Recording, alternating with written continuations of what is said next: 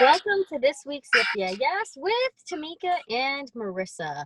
I am Marissa, that is Tamika, and this week we are going to talk about grief, gratitude, and grace. But first, in the words of Tamika A. Blair, of the words of Julie Chen Moves, how you doing, girl? I'm good. Shout out to the Knicks. Just drafted what seemed to be a good player from Brooklyn. It's rare that a player gets drafted from the state that they actually live in. It's like some guy from Utah. You know what I mean? Right. It's rare for you to get drafted in your home state. So shout out to the Knicks. Drinking some hot chocolate, got my Knicks hat on, and of course my 3-7 New York Giants. And oddly enough, they're in first place because the division sucks. So Oh no. all in all, Oh, it's a good day. How are you? I'm great. Uh, well, hold on a second. I want to know how your cough is, girl. I still have a cough. I met up with a friend yesterday and I was coughing, right? And I was like, I Oh, promise I don't have, like, we were in separate cars, but we like parked next to each other. I swear I don't got the Rona. Yeah, I was like, I swear I don't got the Rona. He's like, I know, I listened to the show. I was like, holla. That's I always feel that's like my fight. I'm like jittery because there's like crickets and shit all over the place Oh in no. my apartment. Oh So no. every time I Yeah. see something, I'm like, and it's like nothing. Do you know I had this piece of fuzz, and when I opened the door, it went like that, so it looked like one of those sprickets, the spider crickets that I have in my house. That's Girl, what that's what I have, the spider crickets. and I've been screaming that like now my throat hurt. Oh yeah. And they're big. And but my boys, I man, shout out to my boys. I feel like I'm raising them right because they came running in like Ghostbusters with the vacuum. I have one of those like vacuums that has like the little thing, like it's not all one piece. It's Right. it's and they came in like Ghostbusters ready to attack. Nice. Yeah, Rely on the boys. I know. So um this week's show is about grief, gratitude, and grace. And I wanted to talk about grief because you and I both lost very special people to us in the holidays. Today happens to be my dad's birthday. Rest So in I wanted to rest in peace. So I wanted to talk about like grief first and how that really impacts not only our gratitude but our grace, and how this all kind of like is intertwined and combined and is also part of our growth as a human. So for me, my first touch of um, grief was when my grandmother passed away. She passed away in December when I was 14. Um, and that was really hard for me. That was really, really hard for me. That was one of those things that really rocked my foundation because I always felt I've have felt unsteady since, because I always felt like she was not only my ally, she was the one who really like went to bat for me for a lot of things. So when you lose somebody like that, it's really it rocks your foundation. When I was 20, my dad died, and that was like, I wasn't a full adult, so it was really hard because you still want that guidance and support. And then when I was 30, my mom died, and it's one of those things where it's like, that transference of connection. Like I put all my energy into my mom, now she's gone, and then so it's like really, it's really one of those things. And I think about your grandmothers too that passed away, who were fantastic women, and always made me feel like family. I never felt like the friend. I always felt like family. And and it was like, I remember like Nana always made me, I just like, oh hi. I still can hear her voice, oh hi. And that it was such like it was a hug before like I went in for my big bear hug. And then that was Nana. And then for grandma, I used to, she would say things to you that made you feel really, really special. And it was like an intimate moment where she'd be like, no, no, no, let me see what you're taking on the plate. No, you take this one. I want you to have a good piece, and you're like, little things like that that make you feel like you're thought. And she probably said it to everybody. Who knows? But I felt special in that moment. I felt connected with them in that moment. I didn't feel like the friend. I felt like family. And, you know, grief is one of those things that we all are connected by. We all go through this at different points. And it really shapes how we continue our relationships with the future and how we connect with each other, and sometimes how we're disconnected.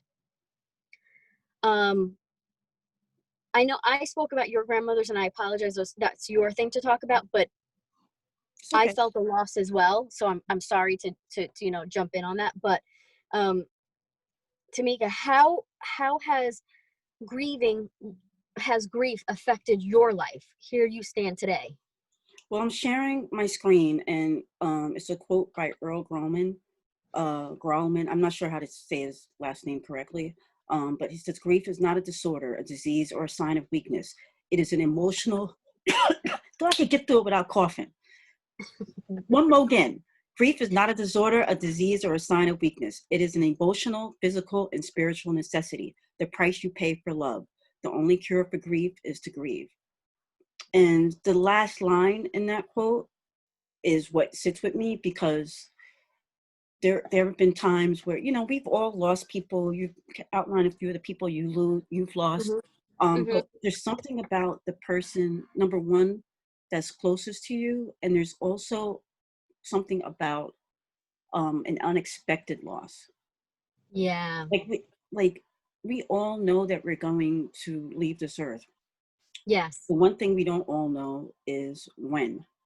Even Right. I've said this for years, even people that try to commit suicide, like it's not in your hand. Like you can try, but there are Yeah. people that have lived. They like shot Yeah. themselves in the head and they're like, why did I do that?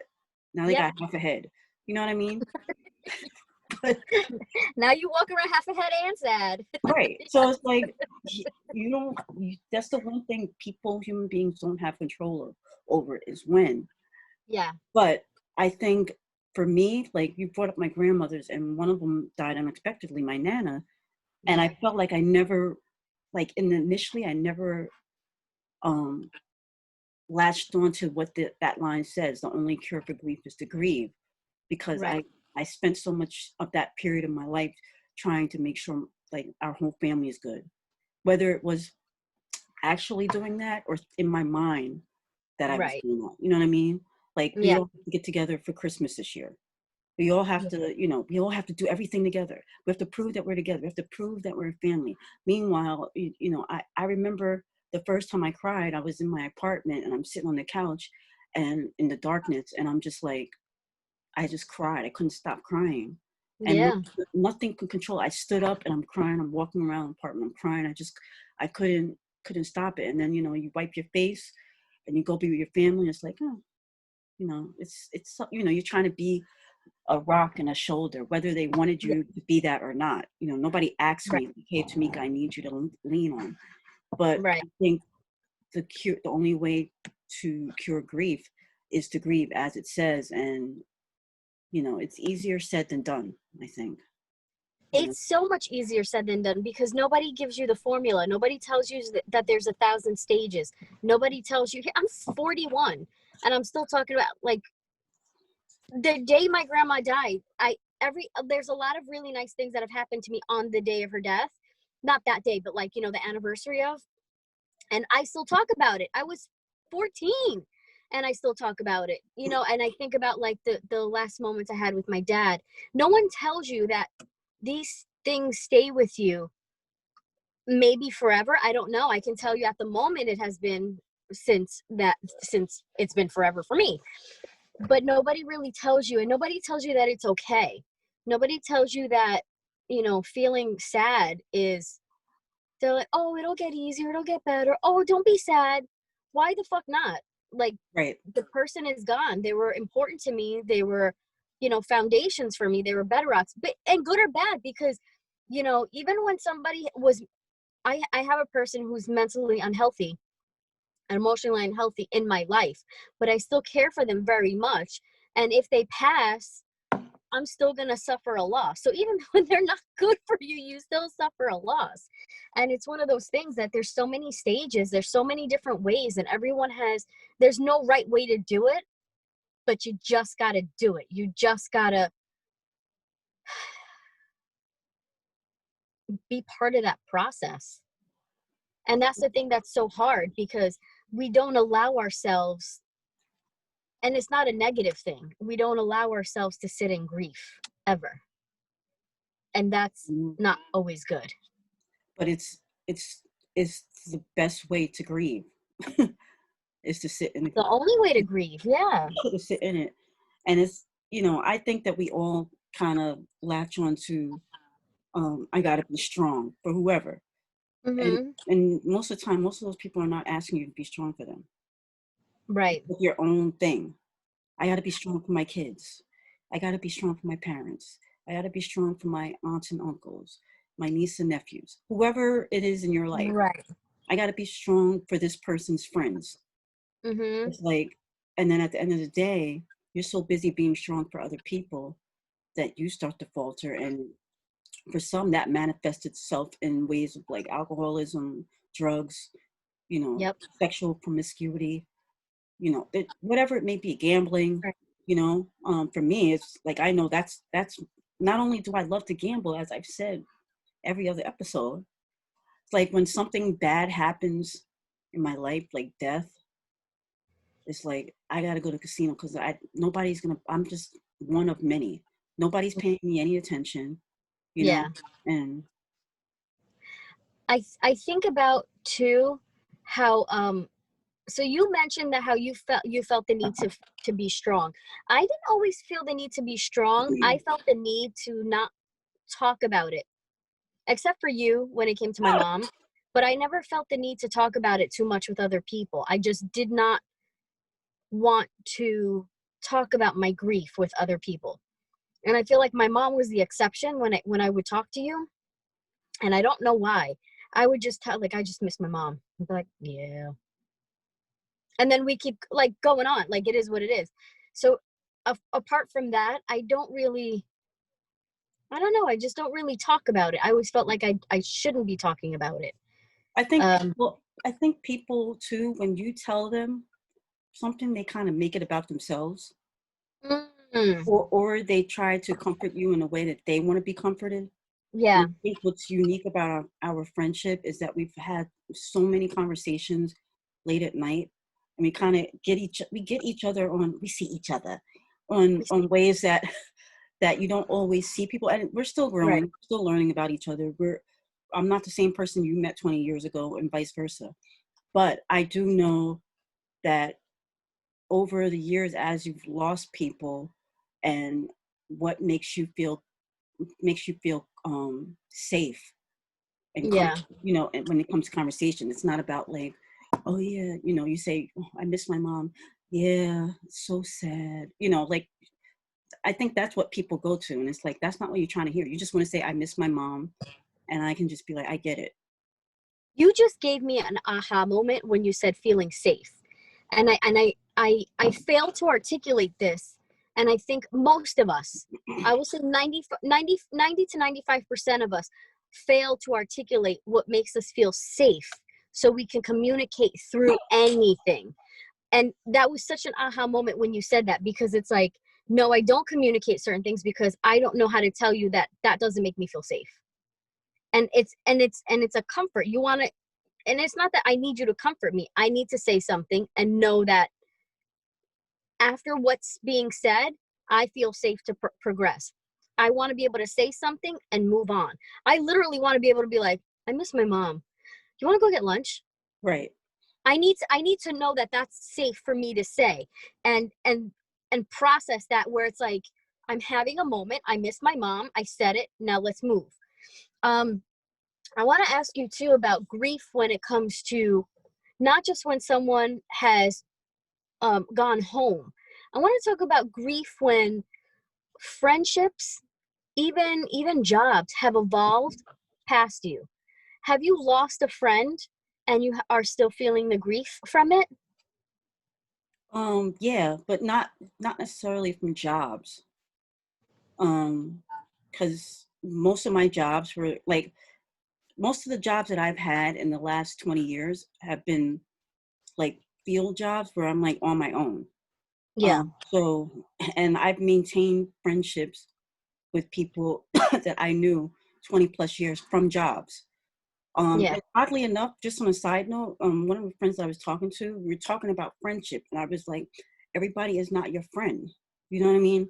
Like, people are your acquaintances. People are people that you used to work with, and y'all chilled, you got lunch. Now Hmm. y'all don't. I'm like, a friend is somebody who checks in on you from time to time. You might not speak to them every day. A Yeah. friend is somebody that's not going to just turn their back on you because you fucked up. You know what I mean? Unless it's like you fucked up by killing my family That's or a totally you different story. violated me Yeah. personally. But if you made a mistake in life, a real friend's not going to abandon you for that. That friend will call you on your shit and be like, you're a real asshole. You fucked up. I was like, but not everybody is your friend. And so for me, going back to your question, it's like I've worked places and at the time they were, you're trying to figure out, is this person my friend or not? And Yeah. I've said, I said this to you back when we first met. I was like, the true friendship starts when we're not working together. It's Hmm. easy to be like, let's get lunch when y'all got to eat lunch at the same time. Yeah. But it takes effort to call Yeah. somebody on a day off or when you're not working, like, hey, do you want to go to the movies? Yeah. Hey, you want to grab lunch? And so I don't grieve for any friends. For, I don't grieve for any friends from work. I do grieve for the loss of like one or two friendships from college because they were close to me, and it's like, damn, like, Yeah. they knew personal shit, Yeah. and vice versa. And I miss that. I miss that friendship. But every friendship's not supposed to follow you through the rest of your life. So, Yeah. Um, what about you? yes. Um, yeah. I am quick to cut people off and out of my life, but Yes. I still grieve. Yeah. Yeah. I still grieve about it though. Um, because I don't make friends easy. I'm a very awkward person that I've come to realize. I never really knew this before, and I have a You this hard time. for years. What? I've been pretty much telling you this for years. Um, yeah. But it don't matter unless you see it. Yeah, and now And I feel it. it can come across as a criticism because I'm just very blunt with how I say things. I've No, but learned, you've never been blunt with it until probably like 2 years ago that like you're fucking awkward, and I'm like, really? Oh, and then I've become hyper aware of it. So not only am I awkward, I have a hard time connecting, and then I listen, I have a whole host of issues and mental issues. So I don't need to get into that right now. So when I call someone my friend and we've carved out a piece of our lives together where we can be in each other's lives, I find it practically devastating when that doesn't happen. Um I don't have I like it doesn't hasn't sat with me since like I did the grieving process and that's it. I don't yearn for it. I don't yearn to make up that space. It is what it is.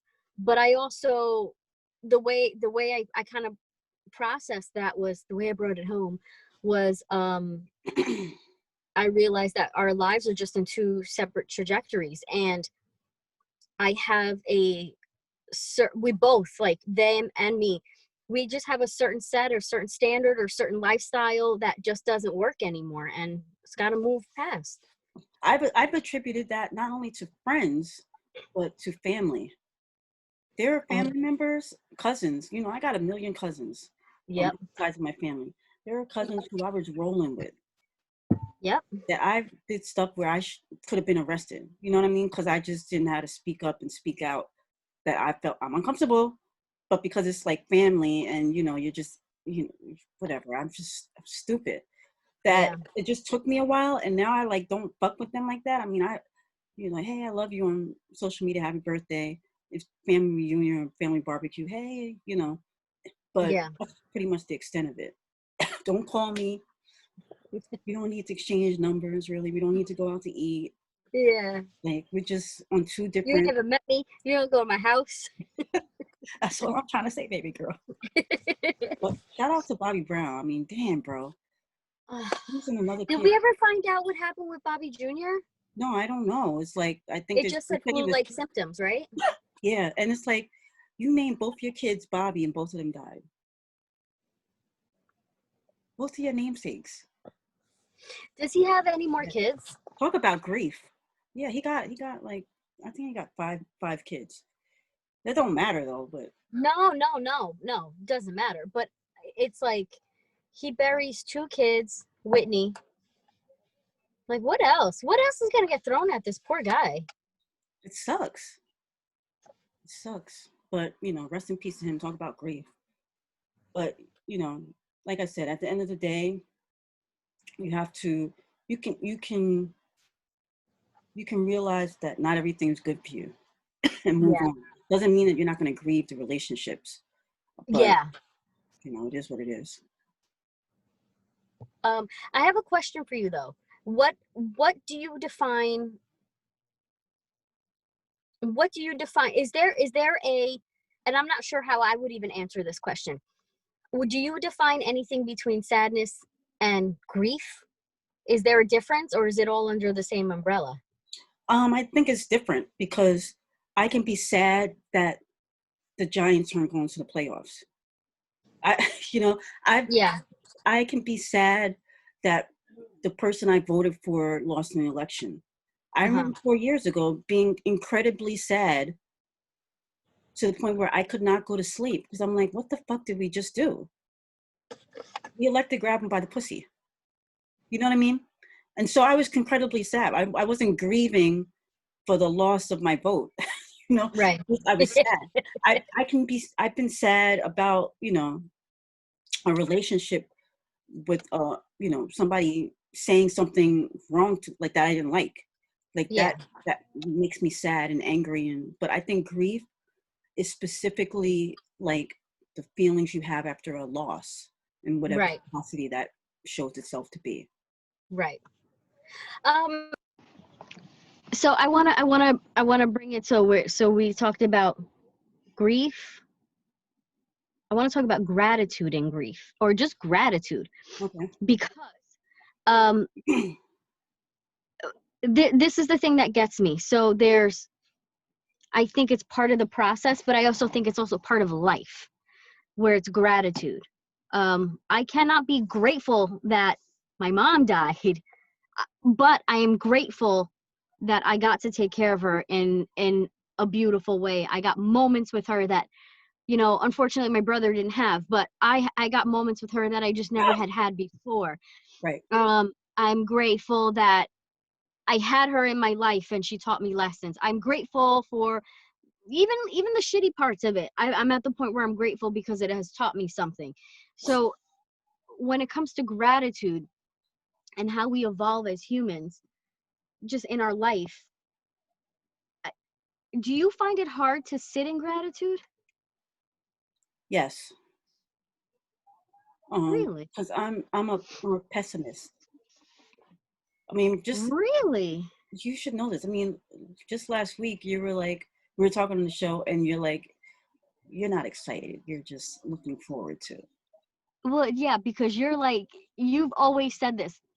I don't find that exciting. I will look forward to it. So I've had to change my verbiage.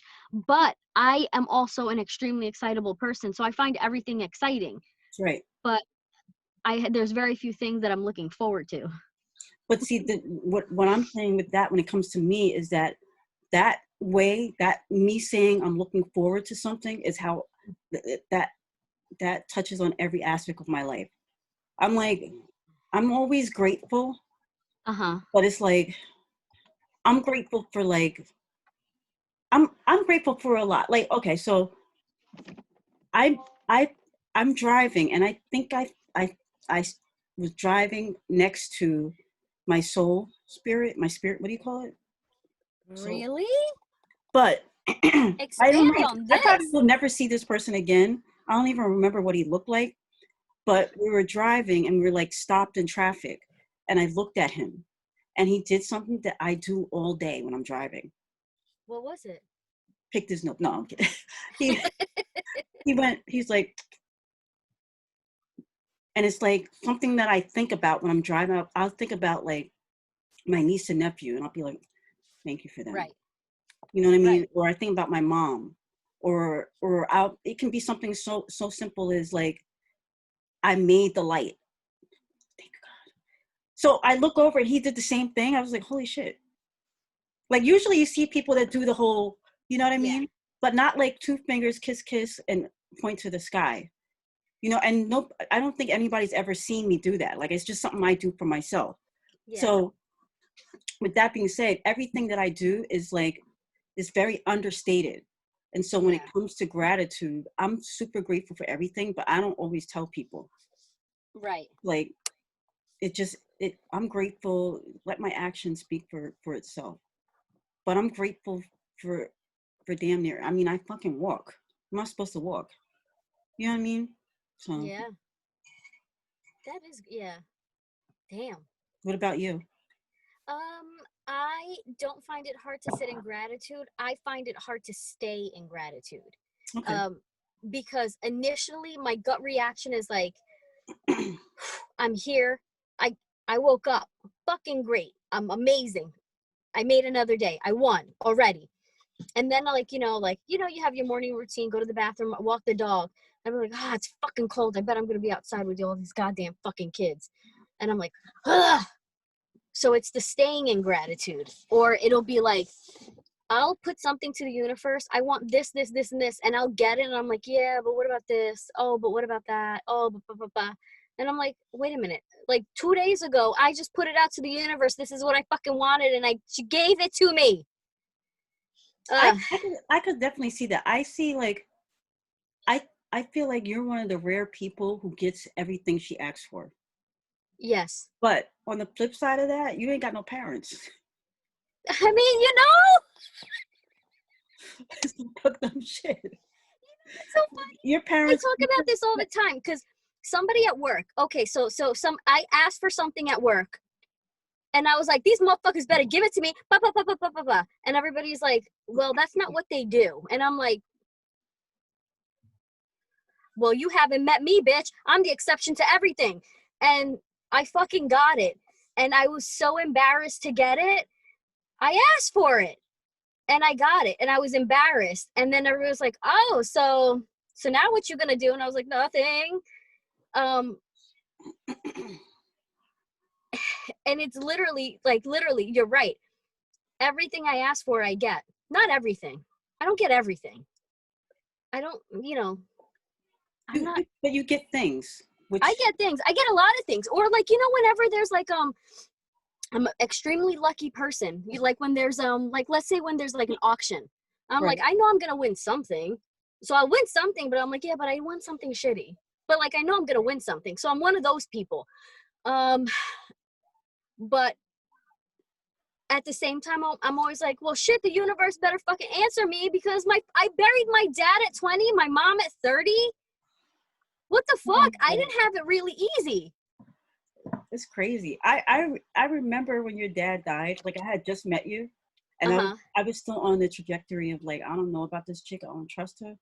And when your dad died, I was like, and you're telling me about him, and so you were going to visit him in the hospital and stuff. Yeah. But I was still on the like, yeah, she cool and everything, but and then your dad died, and I was like, well, I like her. So, she's vulnerable. She's not who I, you know what I mean? Because everything always with you has always been like, rah, rah, I get what I want, fuck you. And then when you show the vulnerability, I was like, yeah, oh, she's normal. Like, yeah. And then like mofos just started like your dog died. Held him while he fucking died. Like we put her down. I had her since I was like young, and then like the dog died. You're right. Oh my god, I forgot about Albie. Everybody is like. So. Yeah, it's so funny though because it's like, but I'm also grateful. I know that like, I work for things too. Like but I also don't. Right. I'm so one of those, like, I'm grateful, but I'm not. I'm a hard worker, but I'm not. I get everything, but I don't. That's a normal person. We Ugh. all ought to be grateful for the things that we have and the things, you know, like I don't want to be like, I'm not even gonna go there, but because it sucks. But even the people that have, you look at them like, damn, they ain't got shit to be grateful for. I'm pretty sure if we had a conversation with them, we'd be like, She'd damn. be like, yeah. But now it brings us to the last part of this show. Grace. How do Right. you walk in grace? I think with grace, it's about holding your head high, having respect for yourself and for others, and dignity. You know, Yeah. and I mean, I didn't Google the word grace, but you know, it it, I it is what it is. I so I when I think of grace, I think of there's a thousand people. A thousand people that I can think of. Right. But I the one that I want to highlight today is my Aunt Nellie. Okay. I feel like let me She's let me great, explain. graceful, and gracious. That's exactly it. And that's why I want to highlight her because she's one of those people that consistently sits in gratitude. She's buried both parents, 3 siblings, um, has 5 nieces and nephews, and she makes each and every one of us not only special, separated from the other, not separated like divide, more separated like I'm special because, Right. not because I'm always with this cousin. You know, I'm special Have your because. individual reasons. Yes, yes. And she's a pillar of strength, a pillar of weakness, a pillar of kindness, a pillar of come at me, we gonna throw hands, a pillar of intelligence, and a pillar of not intelligence. Hmm. And I feel like all of these things combined not only shows her grace, but her gracefulness. And I feel like my Aunt Nellie is one of those people that she's not a crier, but she will cry in front of you. And she's fine with that. She's a traveler, but she's also a curmudgeon. Um, it has to be a certain kind of way. And she's fine letting you know. Hmm. And she's fine letting you know when something's not working. I feel like she's very kind, but she's also very kind in her attack. Um, she has created boundaries, but she's also moved those boundaries based on what's needed at the time. And she, when I think of her, I mean, obviously, like I said, there's 1,000 people that we could talk about, but the reason I'm highlighting her is because I feel like she has embodied so many different things at so many different times when it comes to life and how just life gets thrown at you. And I'm proud to know her. Right. You just did a squishy face. What happened? I'll tell you offline. Oh gosh. It's okay. Okay. No, it has Okay. nothing. It has nothing to Let's do. wrap it up. I want to find It had out. nothing to do with the show. Trust me. So what you, Oh, I mean, what you just said.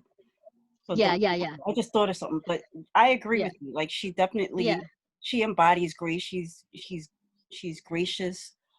She walks in grace, and I really like her. I actually just talking to my aunt about her the other day, which is funny that Oh, you what were you guys mentioned it. saying? Like I was telling her like I feel bad for people like her during this pandemic because she can't go to no shows, she can't meet up Yeah, with her friends and stuff like that, and get a yep, cocktail or whatever. I was like, but she's turned lemons into lemonades, and she did little staycations and stuff like that. So yeah. kudos to her. She always finds a way. Yep, exactly. Um, so I want us to take this transition time to. Says musings. I love that thing. I want to talk about grief and loss. Okay. There are things that are equally devastating and motivating. It has led to high achievements as well as low devastations. How we handle and take note and inventory is an indication of how our character is meant to unfold or how we are working to be a better version of ourselves. When we talk about taking inventory, it's how we place value and change value that may lead to more loss. but never stops and will always be. When we're in a better place and those around us hate it, are they ever really a big loss?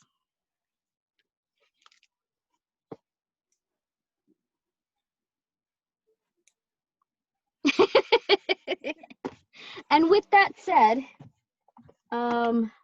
with Mr. Rogers, it's a beautiful day in the neighborhood. It is 60 degrees out here in New York. I've got I just, you know how like every time I turn around, like one little phrase can trigger like a song lyric. I can't stand that. Like I can't stand that about me in a lot of ways because it's like always inappropriate and has nothing to do with the moment. But it's like like the word degrees always takes me to a specific song what song? or a lyric. What song? I forget the exact temperature, but he's like, it's 60 degrees in the shade before I catch blood on my blade.